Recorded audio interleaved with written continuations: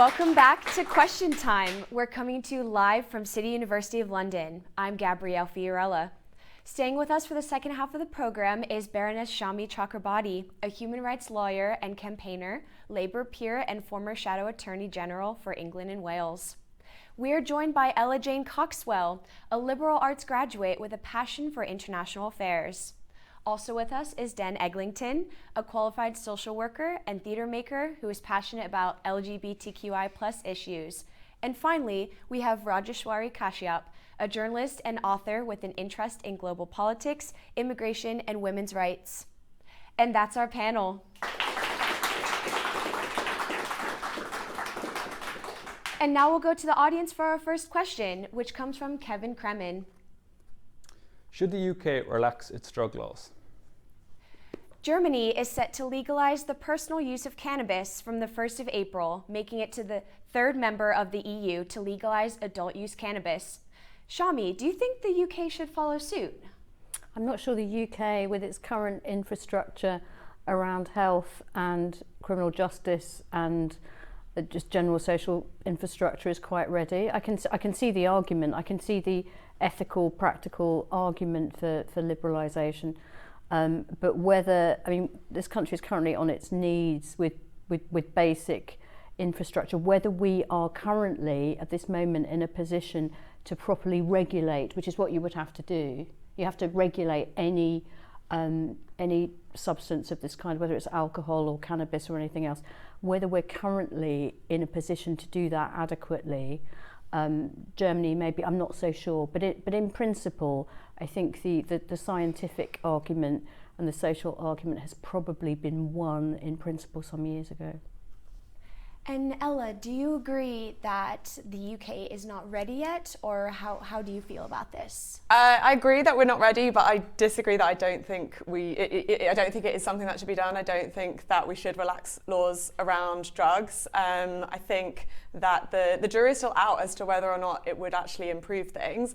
And furthermore, there was a study done recently in the United States where they have relaxed policies around drugs, and actually people's perceptions towards the dangers that drugs then have lowered. So these are still really harmful substances, whether or not you regulate them or not, and actually people are thinking that they are less harmful to them, which is just something that I'm not on board with.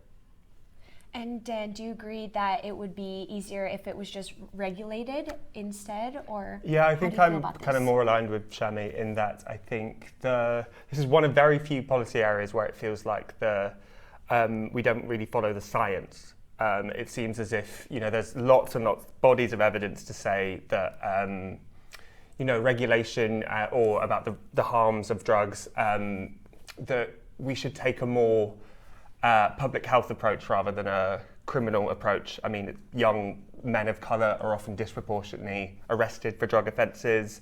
I think regulation is what should happen for drugs.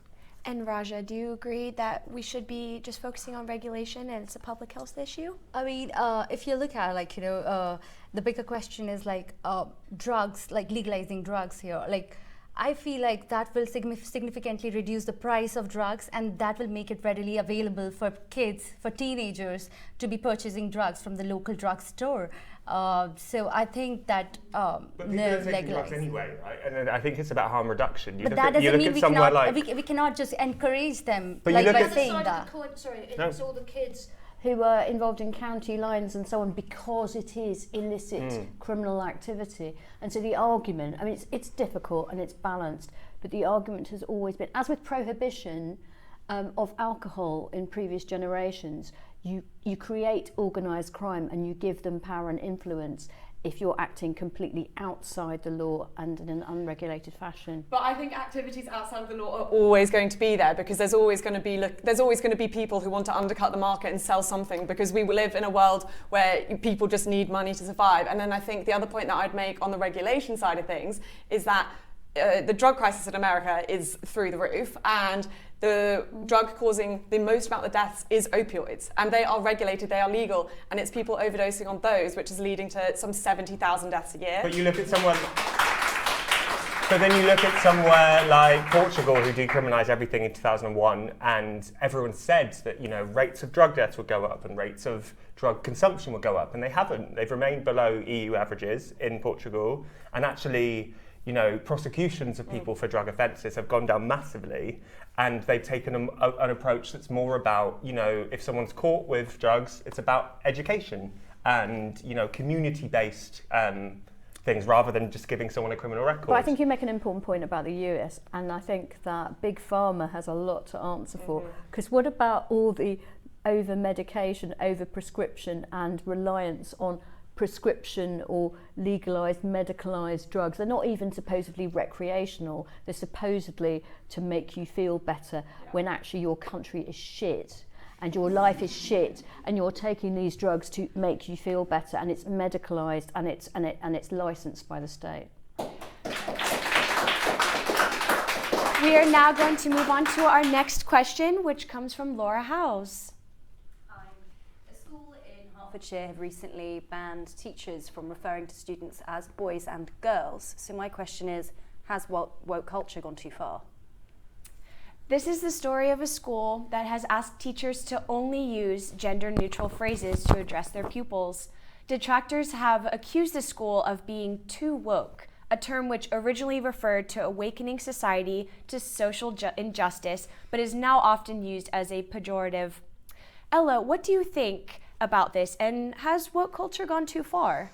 I think this is a really complicated and complex issue, and woke culture has done so much to progress the world, to challenge norms that rightfully need to be challenged and challenge perceptions that rightfully need to be challenged. But I think concentrating on this specific example of teachers not being able to refer to their class as girls and boys probably does take things too far. Ultimately, when we enter the world, like, girls and boys do have different needs, especially around the age of puberty, and I think it's right that we do recognise that.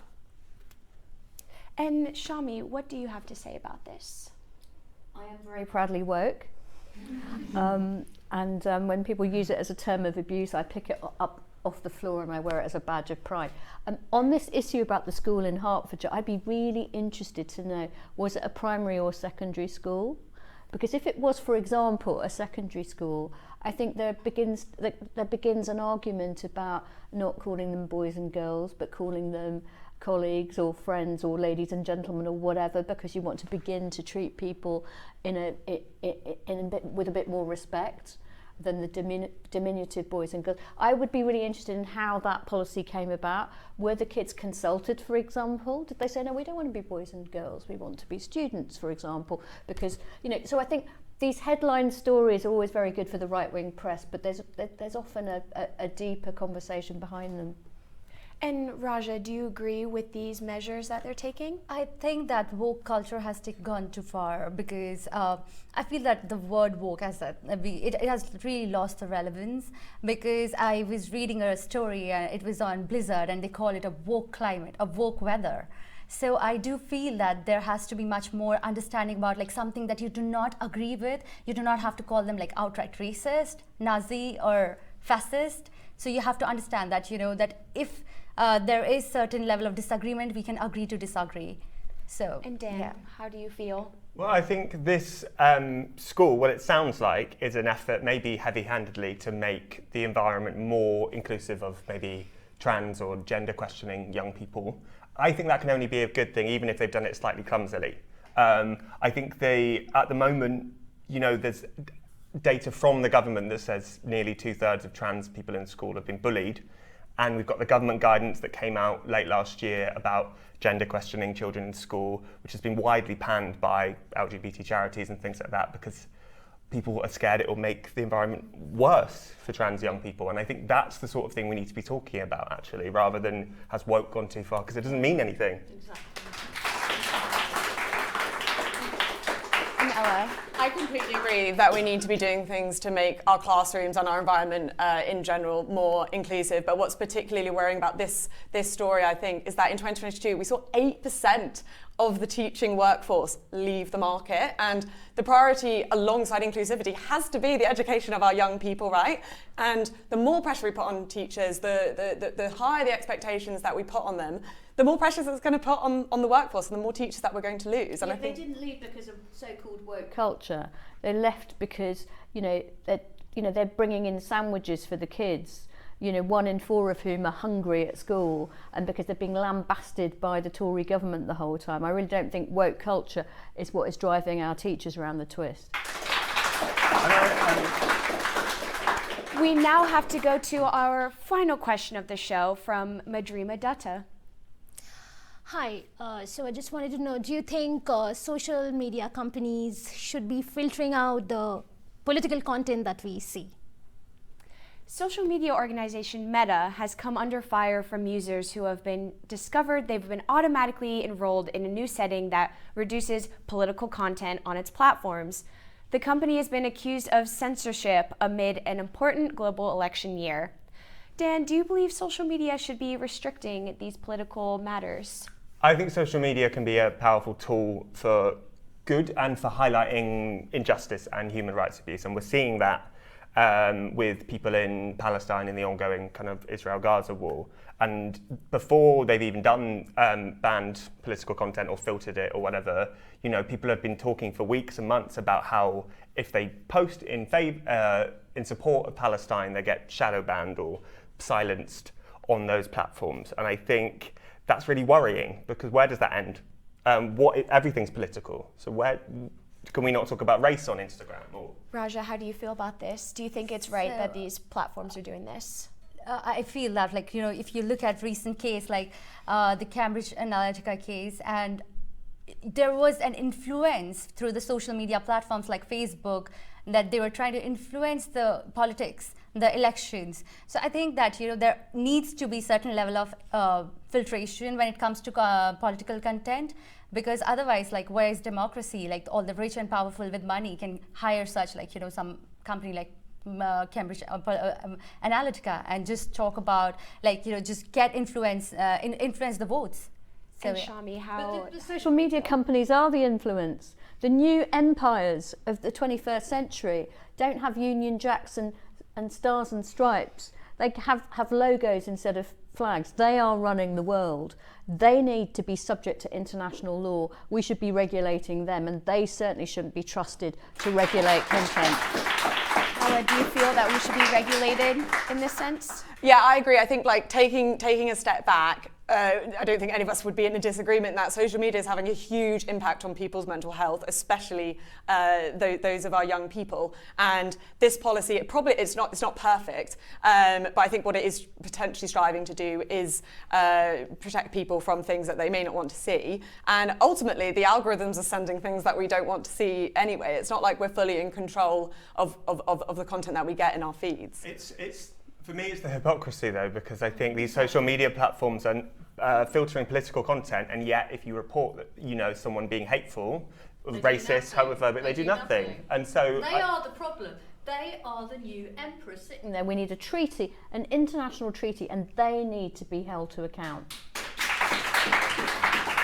But when you look at the companies like Meta, they are fine. They slapped the fine of $750 million, in the Cambridge Analytica post. So, so exactly. But there are so many more. There's so many more. So why are they supposed to be bearing the consequences of all these political? They're designing the platforms, and they are reaping the rewards, and they can buy and sell politicians. And you've got people like Elon Musk as well. There was something last week where he was bringing a defamation case against this group that it wasn't Hope Not Hate, but similar, who just highlighted, but they were just highlighting that use of the N-word has gone up massively on Twitter /X since he took over, and he brought a defamation case despite the fact it's true. But the platforms, if they let the content through, so even then they're accused of being undermining democracy, and if they do not, then also they're accused of the same. That's why we need to regulate them. We need transparency. They can no longer be above the law. This continent that we call the internet needs to be brought within the rule of law, and that means an international treaty that binds them, and they need to be held more closely to account. Sadly, that is all we have time for today, but a big thank you to our panelists and who have joined us, and to our audience. This has been Question Time at City University of London.